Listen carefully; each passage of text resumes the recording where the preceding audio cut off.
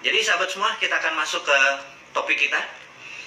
Pelan-pelan dulu ya, sabar. Kita banyak hal yang harus kita bicarakan, bahwa nomor satu saat ini pemerintah sudah mengeluarkan 700 triliun, mendekati 700 triliun untuk perang melawan COVID. Angka ini cukup luar biasa dan sekali lagi agak sedikit deg-degan saya waktu ditanya 700 triliun itu kemana aja. Mudah-mudahan Anda mendapatkan bagian dari keuntungan atau bagian dari proyek 700 triliun ini. Kalau nggak nemen, ini kemana ya duit itu ya? Tapi saya nggak mempermasalahkan kemana panjangnya, cuman pernyataan dan pernyataan kritis aja. 700 triliun itu mudah-mudahan perang lawan COVID-nya menang. Nggak setiap hari nambah 1.000 orang yang terpapar gitu ya. Kemudian ada lagi informasi mengenai BUMN. Kita tahu BUMN meminta suntikan 150 triliun yang membuat kita semua agak shock gitu ya. Bukannya 5 tahun ini BUMN ini lagi panen-panennya, proyek infrastruktur dan lain sebagainya banyak. Dan duit itu udah ribuan triliun, bukan ratusan triliun lagi, ribuan triliun masuk dalam 5 tahun terakhir. Kok BUMN masih minta suntikan lagi yang 150 triliun gitu ya. Jadi saya merasa ada apa sih ngelola negara ini kok ribet bener gitu ya. Udah gitu kita yang UKM ini, usaha kecil dan menengah ini kayaknya nggak dapat bagian apa-apa gitu ya. Kenapa nggak 150 triliunnya itu untuk UKM gitu ya, untuk kita-kita ini, sehingga proyek-proyek kita yang saat ini karena COVID dan kita udah lepas PSBB dan kita ingin take off ini ada modal seenggaknya. Kemarin kan kita 3 bulan tuh kering gitu ya. 150 triliun kalau buat bantu UKM rasanya lebih cepat take off-nya daripada buat bantu BUMN. Tapi sekali lagi ada beberapa orang yang mendapat bahwa BUMN itu kan punya negara gitu ya. Jadi harusnya bantu BUMN. Sahabat semua, saya cuma mau nanya aja, BUMN itu kalau dipegang swasta, percaya saya, dividennya bisa 4 kali lebih besar daripada dipegang oleh direksi-direksi BUMN yang saat ini memegang. Bukan karena dia tidak jago, tetapi karena BUMN itu setiap 5 tahunan kan ganti direksi, jadi ganti platform, ganti grand plan, desainnya diganti, terus apa-apa yang memulai dari nol itu nggak akan cepat gitu ya.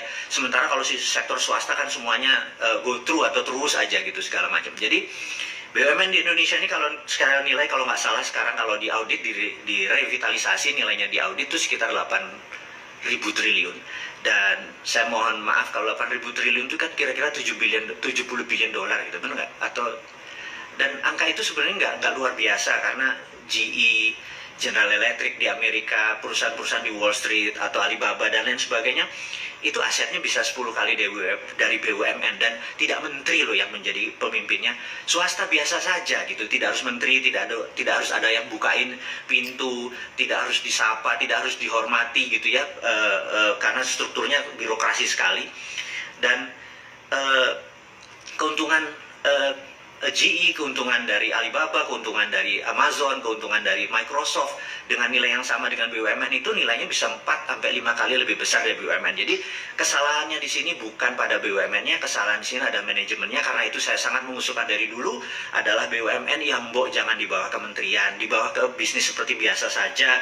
Jadi tidak ada golden boy, tidak harus dimanja, tidak minta 150 triliun, tidak minta uang dari APBN, tidak minta uang dari pajak rakyat, kita dipecuti, kita dipajaki, baru bergerak sedikit kena pajak, sekarang online mau kena pajak gitu ya.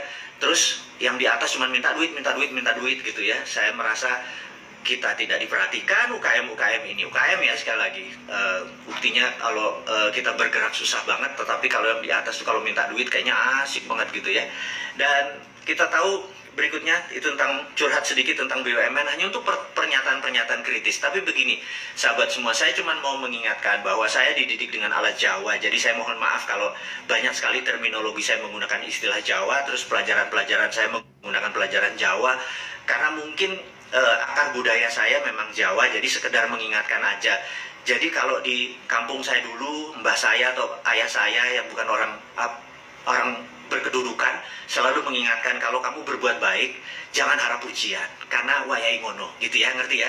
Kalau Anda berbuat baik jangan harap, kok aku berbuat baik nggak dapat pujian gitu. Semua orang itu harus berbuat baik, dan berbuat baik jangan harap pujian, karena wayai ngono, harusnya memang begitu. Tapi kalau berbuat buruk atau ada orang yang berbuat buruk, Anda harus kamplongi, diingatkan, dan selalu habis ngamplongi harus nyangoni. Ini harus diingat ya, jangan sekedar ngamplongi doang, kamu salah terus nggak nyangoni gitu ya.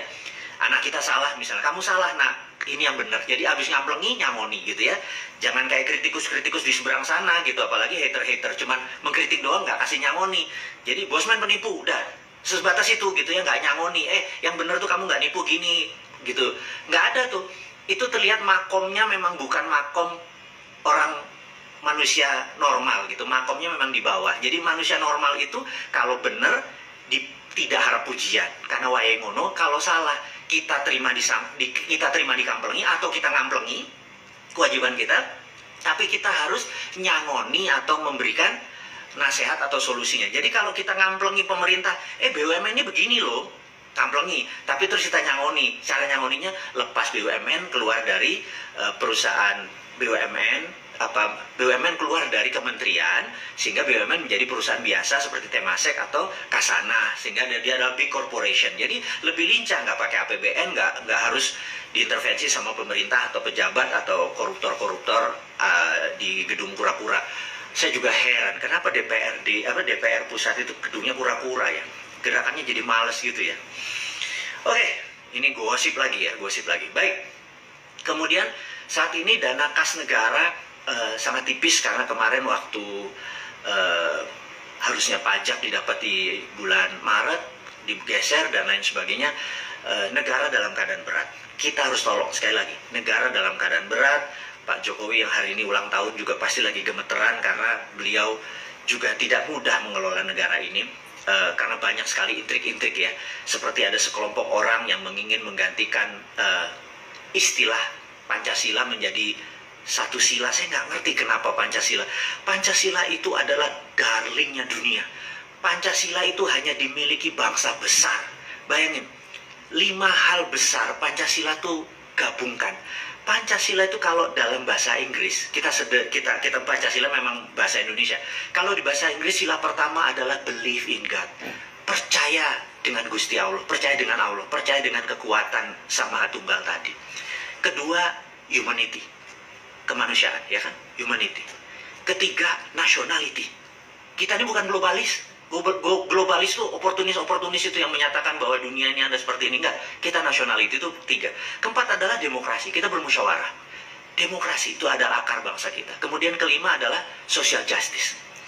Jadi kelima hal itu ada semua di Pancasila. Dan kalau itu dijalankan, semua bangsa ngeri. Amerika, Cina yang dibangga-banggakan sama berapa pejabat di Indonesia ini ngeri kalau Pancasila itu dijalankan. Makanya untuk menggembosi bangsa Indonesia, 5 sila itu dibubarin aja jadi gotong royong gitu ya. Saya bilang ini gila, saya bilang kayak gitu. Dan sekali lagi, Pancasila sudah selesai. Darah saya langsung naik, tensi saya naik langsung. Saya harus minum beberapa obat untuk menenangkan diri. Obatnya sih sebenarnya zikir ya.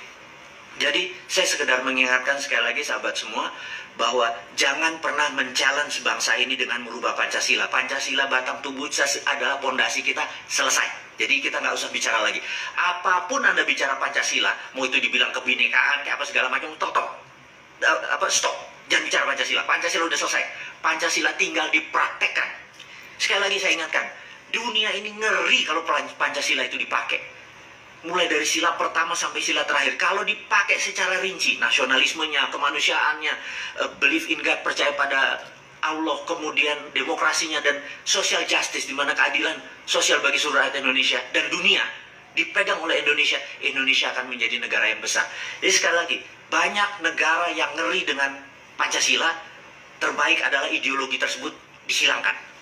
Tapi sekali lagi, saya secara pribadi, saya di garda terdepan untuk mempertahankan Pancasila dengan satu kalimat, stop bicara Pancasila. Apapun itu, entah nanti dia ganti nama, kalau RUU HIP nanti diganti nama, itu akal-akalan aja. Kita harus mengingatkan negara, selesai. Mengingatkan pemerintah, selesai. Mengingatkan DPR, selesai. Gitu ya. Kita nggak bicara lagi tentang Pancasila. Pancasila sudah selesai. Gitu. Nah, kemudian sahabat semua, siapa di sini dari semua sahabat saya yang ingin Indonesia seperti Dubai? Anda tahu, Anda boleh cek sekarang di YouTube, lihat Dubai 40 tahun yang lalu. Dia cuman gurun rata gitu ya. Kemudian kenapa Dubai saat ini bisa segitu besar dalam 40 tahun? Anda gampang deh, Anda di YouTube kan pada saat ini kita lagi banyak waktu cukup untuk melihat YouTube. Lihat deh rumah-rumah di YouTube, rumah-rumah di Dubai, rumah-rumah mewah yang ada di di wilayah Dubai tadi. Dan itu terjadi kurang dari 40 tahun. Gedung-gedungnya, sarananya, dia membangun demikian dahsyat dan makmur seluruh rakyat. Apa yang dilakukan? Anda pasti bingung, mau diapain? Kok bisa? Kemudian Uni Emirat Arab, ya, mau ke Qatar atau ke Cina deh. Anda kalau tahun 90-an ke Cina, sama Cimahi aja gedean Cimahi. Anda tahun 90-an ke Cina, Bogor mah jauh, Bogor lebih gede gitu ya. Tahun 90-an. Tapi 2015 ke atas Anda ke Cina, ke Tiongkok sana, Anda bingung. Karena dulu kota yang namanya Shenzhen yang gedenya cuma segede Cimahi itu sekarang sudah segede Jakarta gitu ya. Kok bisa dalam 20 tahun China membangun negaranya segitu besar? Jadi ada 3 negara yang kita mau diskusi kali ini. Dubai, Uni Emirat Arab, dan Tiongkok. Jadi yang 2 hal dulu yang saya mau diskusikan. Jadi Dubai menggunakan SWF atau Sovereign Wealth Fund. Sovereign adalah kedaulatan. Uni Emirat Arab UAE pakai Sovereign Wealth Fund gitu ya. Dan langkah ini ditiru oleh Saudi Arabia. Saya ingin mengingatkan bahwa untuk membuat bangsa ini besar, saat ini kita tahu Pak Jokowi masih punya 4 tahun lagi, dan ini kesempatan untuk menggunakan kekuatan Sovereign Wealth Fund. Saya tahu bahwa banyak sekali pejabat yang ngeri kalau SWF ini dipakai. Ngeri karena Amerika mendadak jadi takluk sementara dia mengiblat ke Amerika. Ngeri karena Cina nanti takluk dengan Indonesia sementara dia mengiblat ke Cina. Sementara followernya Bosman dan saya secara pribadi mengingatkan, fuck Amerika, fuck Tiongkok. Jelas ya kalimatnya ya. Kita harus bangga dengan bangsa Indonesia dan kita berangkat dengan Sovereign Wealth Fund. Bagaimana itu? Saya mau ceritakan sedikit. Sovereign Wealth Fund adalah menggunakan kekuatan sovereign. Apa yang sovereign kekuatan nasional kita? Kita lompat sebentar. Saudi Arabia tahun 2030, rencananya tahun 2030, tapi kayaknya akan dimajukan ke tahun 2022.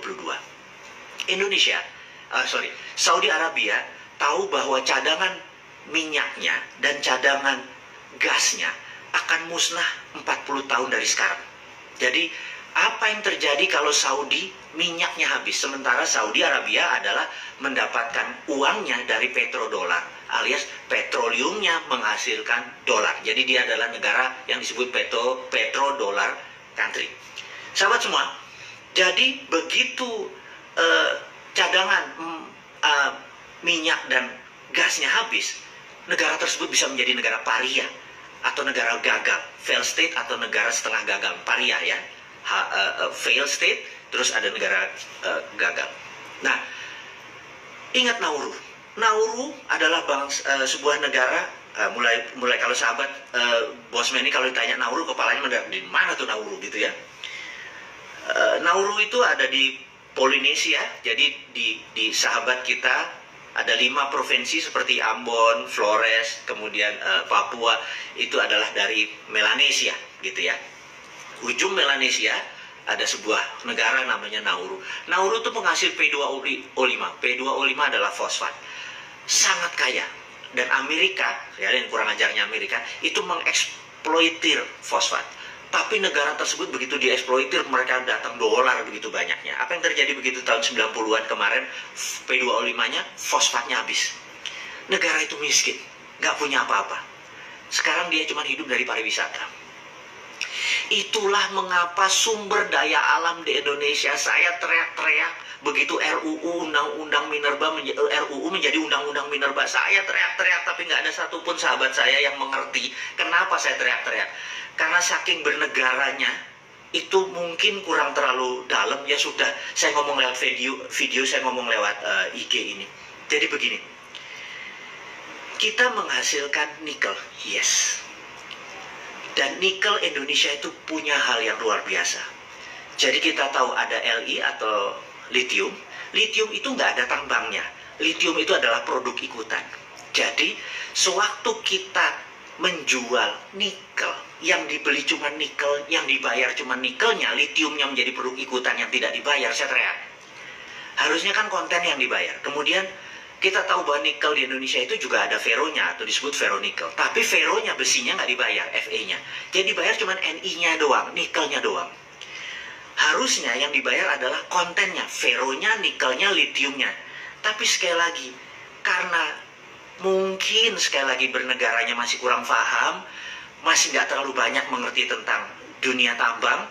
Jadi begitu nikelnya diangkat, ya udah kita dapat untung dari pajak dari nikel. Dan pabrik di Konawe, pabrik di saya meragukan bahwa itu bisa memisahkan nikelnya dari fero atau memisahkan nikelnya dari litiumnya. Jadi sahabat semua, mohon maaf saya minta ulangi lagi. Suara saya masih jelas ya? Tolong jempolnya, karena saya agak sedikit. Oke, terima kasih.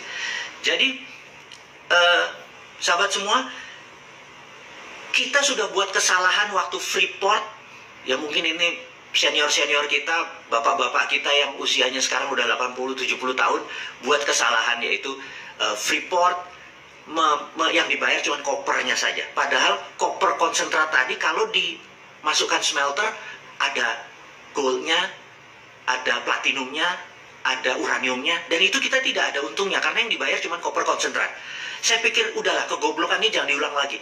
Sekarang nikelnya, feronya nggak dibayar, litiumnya nggak dibayar. Saya bukan anti pemerintah, saya cuman perbuatan yang merugikan bangsa dan negara, saya cuma mau bunyi. Jadi ke depan, feronya harus dibayar juga, litiumnya harus dibayar juga. Jadi waktu pabrik dibangun itu, saya minta, itu kan pabrik nikel, apakah nikel doang yang dijual, dikirim? Enggak, litiumnya keangkut, nggak dibayar gitu ya. Jadi sekali lagi, itu adalah sovereign kita atau natural resources, aset kita yang kebuang. Itu padahal kalau saya berhentikan itu, tidak usah nambang, mendingan jadi SWF. Nah, saya harus menerangkan SWF ini. Sekali lagi ya, mohon sabar di dalam berbicara dengan bosman ini, karena suka lompat-lompat, demi pelajarannya dapat. Karena saya tahu teman-teman atau sahabat semua kadang-kadang buku kurang sempat dibaca, pelajarannya sudah cukup sibuk dengan ngurusi kehidupan, biar saya aja deh yang baca, saya terjemahkan dengan bahasa sederhana, bahasa populis. Kembali lagi, jadi Saudi nggak mau seperti Nauru. Kalau jadi seperti Nauru, negaranya bangkrut, apa yang terjadi gitu. Jadi Saudi akan merubah dari negara petrodolar di tahun 2022, katanya 2030, dia akan menerbitkan SWF, Sovereign Wealth Fund. Aramco akan menerbitkan Sovereign Wealth Fund. Nilainya adalah 2.000 billion atau 2 triliun dolar. Itu banyaknya minta ampun, gitu ya. Nah, dia akan majukan, dia ambil, jadi misalnya gini, ini contoh aja. Cadangan dia nilainya 5.000 gitu ya, triliun, yang 2.000 diambil duluan. Untuk apa diambil duluan? Dia akan membuat Saudi menjadi negara yang disebut service country, negara jasa. Negara jasa itu seperti apa? Negara jasa itu adalah negara yang melayani sektor non-fisik. Jadi jasa keuangan, jasa pariwisata, jasa. Dan property country. Jadi dia akan membangun properti karena dia tahu minyak mungkin hanya 40 tahun lagi. Tetapi yang namanya tamu Allah sampai akhir zaman masih ada.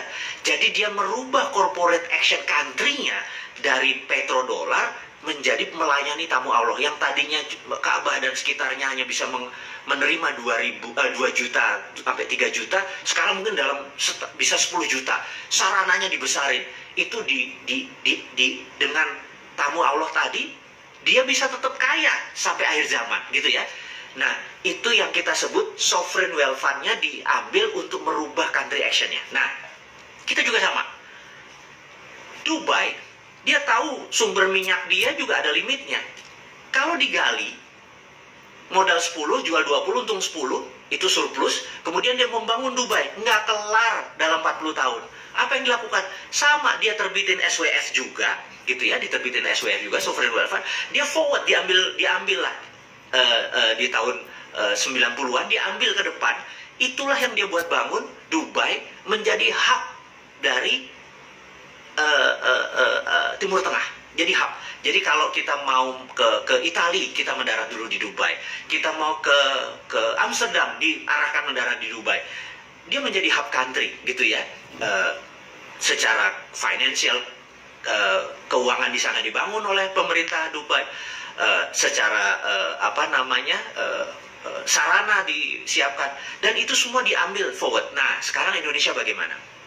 Katakanlah kita punya nikel kita diaudit, nikel 1 Indonesia diaudit, katakanlah nikel kita ternyata semuanya itu adalah 5 triliun dolar atau 5.000 billion, ternyata 5.000 billion. Kita ambil 2.000 billion.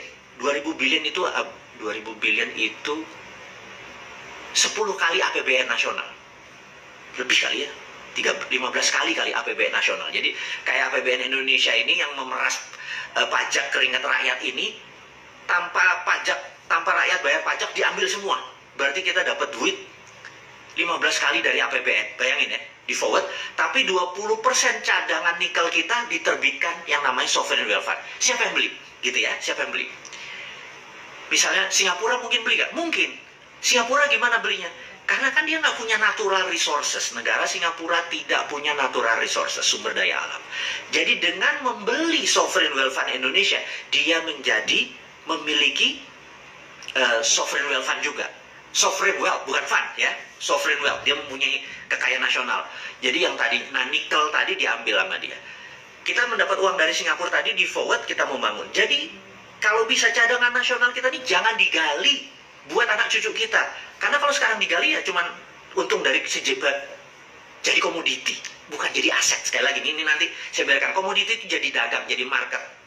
Tapi kalau menjadi aset itu nilainya jadi lebih besar. Oke, saya lanjutkan ya. Lalu Singapura memiliki sovereign wealth tadi. Untuk apa Singapura? Untuk printing money Singapura dolarnya, gitu ya. Oke, sebagai contoh lagi. Jadi bisa nggak SWF kita ini dibeli Bank Indonesia dengan printing money? Bisa. Jadi kita katakanlah perlu 11.000 triliun yang sekarang ada di tangannya pemimpin kita ini. Printing money aja di Bank Indonesia, dengan SWF-nya tadi dibeli oleh Bank Indonesia, printing money aja. Jadi money-nya ada underlaying-nya. Kita bicara masih nikel ya, sementara kita punya palladium, kita punya osmium, kita punya tantalum, kita punya platinum, kita punya uranium, kita punya segalanya. Mungkin ada 130 unsur di tabel periodik dulu yang kita waktu SMA diajarin, hari libur nanti kita rebus kubis Prancis, HLI, Anda ingat ya pelajaran itu ya, kalau lupa Anda pasti bukan anak IPA, gitu ya. Jadi itu semua ada kali 130 unsur di Indonesia ini. Di tabel periodik itu ada, masing-masing diaudit. Itu adalah sovereign wealth kita. Itu adalah national resources aset kita. Itu adalah harta yang sampai akhir zaman masih bisa kita kelola. Tapi sekali lagi kita harus punya grand plan. Uang yang tadi, yang 15 kali dari APBN tadi mau diapain gitu ya. Itu harus masuk sektor produktif. Misalnya anak-anak mudanya sekarang, kita nggak mau pakai Google lagi, kita nggak mau pakai Amazon lagi, kita nggak mau pakai Facebook lagi, kita nggak mau pakai Twitter lagi, kita nggak mau pakai Instagram lagi. Kita buat Instagram Indonesia, kita buat Twitter Indonesia. Modal itu anak-anak putra bangsa itu, sehingga kita tidak bergantung pada alat-alat yang dari negara tersebut. Kita beli satelit, jadi terus kita bangun teknologi kita. Itu semua bisa dengan grand plan seperti begitu. Dalam 5 tahun, kita lebih gede dari Dubai, kita lebih gede dari Cina, kita lebih gede dari Amerika. Inilah yang membuat saya kadang-kadang, ya Allah, ngapain sih ngutang lagi gitu ya? Ngapain sih lu nggak melihat aset? Diamond itu nggak jauh. Diamond itu ada di sekeliling kita gitu. Dan inilah yang sekedar kita mengingatkan bahwa dengan SWF, dengan Sovereign Wealth Fund, negara ini nggak berhutang, negara ini berdaulat. Negara ini punya grand plan. Apa mentang-mentang sejak kita menggunakan Undang-Undang 2002 kita nggak punya GBHN, garis besar haluan negara kita nggak ada, sehingga kita nggak tahu mau kemana, cuma ngabisin anggaran. Nggak ngono ngelola negara. Kalau kayak gitu mah nggak usah sekolah tinggi-tinggi, nggak usah gaul tinggi-tinggi. Semua orang jadi bisa. Nggak sesederhana itu mengelola negara, Cuk. Jadi sekali lagi, saya cuma mengingatkan bahwa mengelola negara itu simpel kalau kita sederhanakan. Tapi kalau kita serba takut IMF lah, takut obor Cina lah, takut Xi Jinping lah, takut Trump lah. Gila ya, yang ditakuti ya Allah satu, itu aja. Nanti di akhirat lo ditanya, itu yang ditakuti. Susahnya minta ampun. Aduh, kok banyak bener hidup ini ditakut-takuti ya. Jadi sahabat semua, saya jadi emosi nih kalau udah hari Minggu ketemu teman-teman, kita harusnya bukan senang-senang karena Senin hari kerja, tahu-tahu bosman bawa hal yang memprovokasi semuanya. Enggak. Ngapunten sekali lagi, tidak ada niat saya untuk menjadikan negara ini berantakan, tidak. Saya ini sangat NKRI garis lurus, garis lucu. Saya ingin negara ini berdaulat, dan saya ini capek dengan pejabat yang memuja sistem yang nggak jalan. Old system doesn't work, IMF doesn't work, gitu ya. Obor, one belt, one road, yang semuanya ke Cina, it doesn't work. Itu work buat mereka, IMF ya worknya buat Amerika gitu loh, bukan buat kita. Kita ini punya SWF di dunia ini, saya mau mengingatkan, yang mempunyai tambang, natural resources, hanya Indonesia. Mau bukti? Ya, kalau Anda ada bola, transparan, terus Anda dikasih glitter. Glitter itu apa, yang mengkilat-mengkilat putih itu. Terus Anda puter itu bola plastik, 1 jam dia ada puter. Anda tahu bahwa itu glitter itu akan ngumpul di tengah-tengah bola tersebut, gitu ya. Dan sahabat semua, kita ini kalau garis khatulistiwa Indonesia ini megang wilayah yang sangat panjang. Dan sudah miliaran tahun bumi itu berputar, gitu ya. Saya bukan percaya flat earth ya, jadi saya adalah percaya bumi itu putar. Jadi flat earth silahkan Anda percaya dengan yang lain, dan nggak ngerti gimana mineral itu ada di Indonesia. Jadi seluruh mineral itu ada di pinggangnya kita, gitu ya. Dan inilah kekayaan yang tidak dimiliki bangsa lain. Bangsa lain itu horny, mau nidurin Indonesia, mau naklukin Indonesia, mau memperkosa Indonesia. Dan jangan pernah beri kesempatan, kita ini gadis cantik, kita ini the best, gitu ya. Jadi saya pikir SWF pelajaran yang sangat sederhana. Saya yakin sahabat saya nggak usah belajar buku, harus baca ribuan buku Anda baca. Sovereign Wealth Fund adalah bagian dari Modern Monetary Theory. Guru besarnya adalah Michael Hudson. Dia mengingatkan gampang, bukunya tebel-tebel.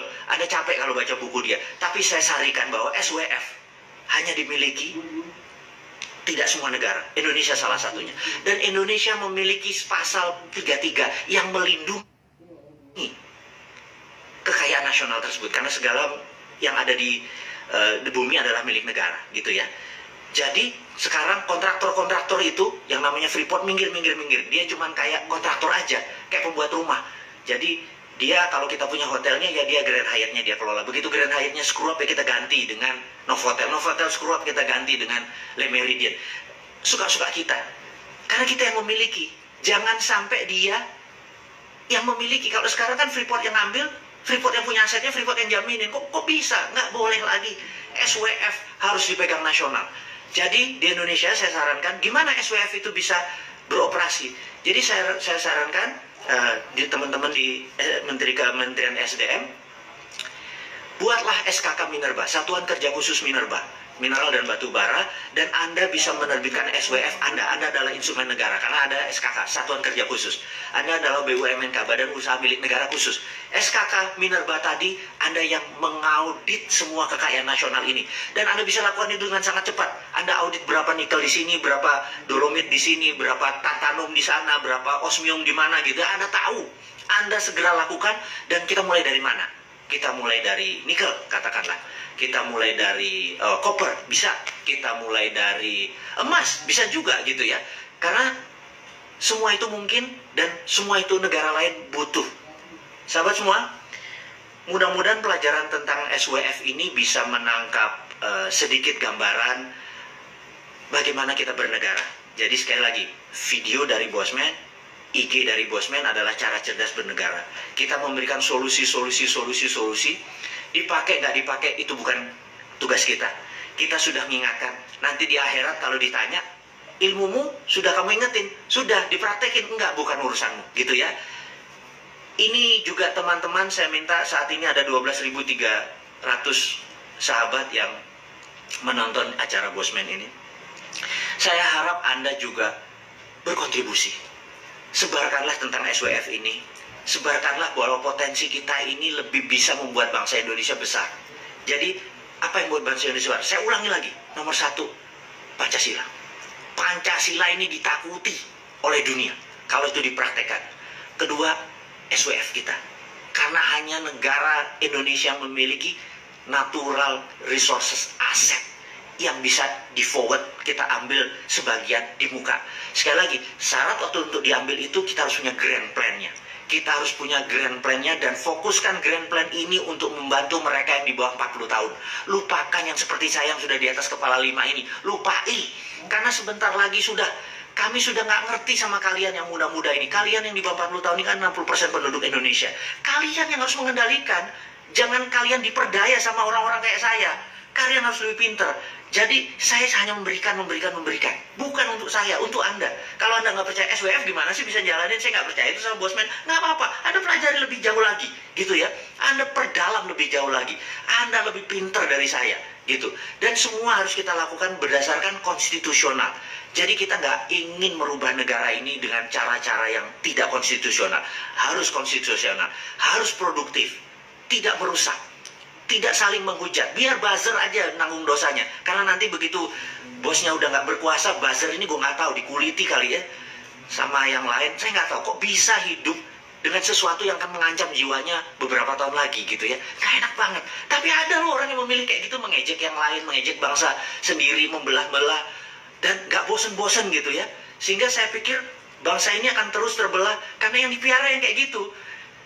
Apa yang kita lakukan? Jangan lawan, kita cuma ngingetin doang. Bos, lu ada umurnya, lu ada batasnya, suatu hari nggak berkuasa, awas lo ya, gitu ya. Bukan gue yang balas, tapi ada seseorang yang karma versi keseimbangan alam.